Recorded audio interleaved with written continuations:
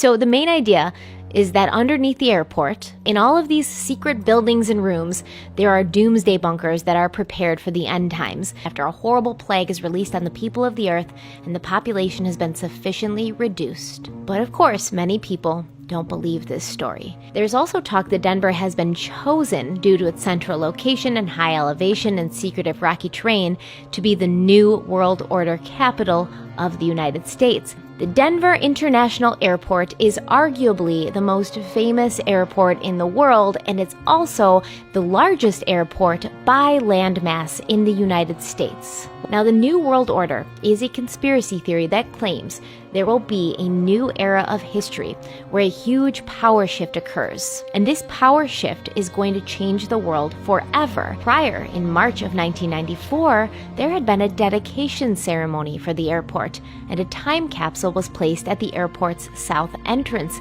with a large stone over it showing the date of the dedication.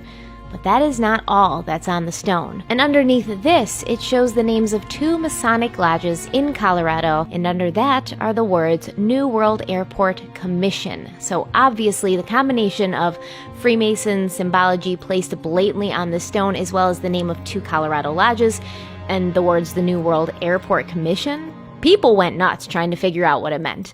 Now, it has been reported that the New World Airport Commission never even existed, and this was proof that the New World Order did in fact exist. The fact that they chose the name New World Airport Commission certainly still does raise some eyebrows. The Public Affairs Office of the airport claims it was a name chosen with the hopes that the airport would usher in a new era, so we just kind of have to guess as to why it was named that. The involvement of the Freemasons also bothers people, but it does seem that allegedly Wellington Webb, the mayor of Denver at that time, was a Freemason himself. Right when you first enter the airport, on level 5 of the Jeppesen terminal, hang 2 murals created by Tanguma. The first mural is called Children of the World Dream of Peace, and the second one is called In Peace and Harmony with Nature. So in the first section of Children of the World Dream of Peace, there's some sort of soldier. He kind of does look like a soldier, and he's wearing a gas mask with a big gun in one hand. The mural moves on to a certainly happier scene with a rainbow arching over it and children of all nationalities gathering together to apparently celebrate. Conspiracy theorists claim that this art holds covert messages foretelling the future. The next Leo Tanguma mural is called Peace and Harmony with Nature. So in the background, we can see buildings on fire, a bunch of smoke, like a city in the distance is burning to the ground. In the forefront, we can see some more children and then also some animals. Some of these animals, like this penguin and this bird, are being kept in glass cases, and there's a large leopard in the center, which appears to no longer be alive.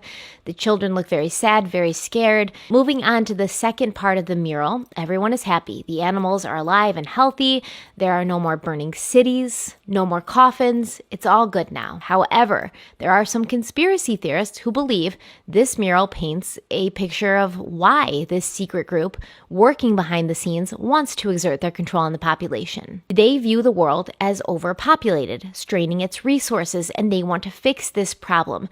So they will just take out as many people as they need to so that the remaining people can have a clean world along with its natural resources. And directly in front of Tanguma's Children of the World Dream of Peace mural, etched into the floor, is a picture of a mining cart with the letters A, U, and AG inside. Logically, we know that A, U, and AG are the elemental symbols for gold and silver. And we would assume this etching might be a reference to Colorado's rich mining history, but others see it differently. They suggest that AUAG stands for Australian antigen, a deadly strain of hepatitis. They also claim that one of the founders of the Denver International Airport discovered this antigen. The fact that this symbol with these letters is directly in front of the mural that suggests biological warfare causes some to believe this is a message, that the New World Order will be ushered in after a horrible plague is released on the people of the earth and the population has been sufficiently reduced. If you were on a plane headed into Denver International Airport, the first thing you would see is a massive 32-foot statue of a rearing electric blue stallion with pronounced veins and glowing red eyes. But Blucifer is not the only statue at DIA that makes travelers look twice and wonder, Is there some other meaning or message than what meets the eye? In 2010, the airport welcomed another massive piece to its collection, a 26-foot-tall statue of Anubis, the Egyptian god of death and the underworld. Allegedly, Anubis was just a temporary structure put there to advertise for the King Tut exhibit showing at the Denver Art Museum. But of course, many people don't believe this story. And if you head into the airport to baggage claim, you'll be greeted by the strangest sight. Notre Denver consists of two brass cast gargoyles sitting inside open suitcases, presiding over the east and west baggage claim areas. Many people believe that the runways of the airport were purposely constructed to resemble a swastika, which of course ties into the future and fascist reign of the New World Order. In fact, it does appear that there is an underground city of sorts beneath the busy airport. DIA's official statement for the use of this over 1 million square feet of space is that it houses a state-of-the-art baggage system which would transport passengers' bags from the planes to baggage claim using 90,000 feet of track. This system was used when the airport first opened, but allegedly it never worked the way it was intended to and has since been abandoned and unused since 2008. Additionally, at the time of construction, there was allegedly this 300-foot high pile of dirt that the airport was calling a landfill. Now, the addition of dirt and garbage and stuff to this pile was supposed to be an ongoing and gradual process, but it was completed in 4 weeks without any explanation. Now, the delay in the airport's completion has also been attributed to constantly changing construction plans and the termination of contracts of certain teams of workers after they would finish their assigned section. So similar to the tactics of H.H. Holmes used during the construction of his murder hotel, this would ensure that no one person or one team would know the exact layout of the airport. They wouldn't know the final blueprint or what the completed airport would look like. In 1994, journalist Alex Christopher, who we already briefly talked about, and her friend, a whistleblower named Phil Schneider, gained access to the airport before it opened after befriending and obtaining information from construction workers who were kind of already looking for someone to spill the tea to. So the main idea is that underneath the airport, in all of these secret buildings and rooms, there are doomsday bunkers that are prepared for the end times. But these safe havens would not be for you or I. Less than 2 years later, in January of 1996, Phil Schneider was found strangled to death in his apartment, and his death was officially ruled a suicide. So there are many people who believe in the conspiracy community that Phil Schneider was murdered, not only because he knew too much, but because he had said too much and he had no plans on stopping anytime soon. In February of 2007, 14 planes mysteriously and spontaneously developed cracked windshields all at the same time. Some of these planes were taking off, some were landing, and some were just sitting in the airfield. But no one knew exactly how this had happened, and they still do not.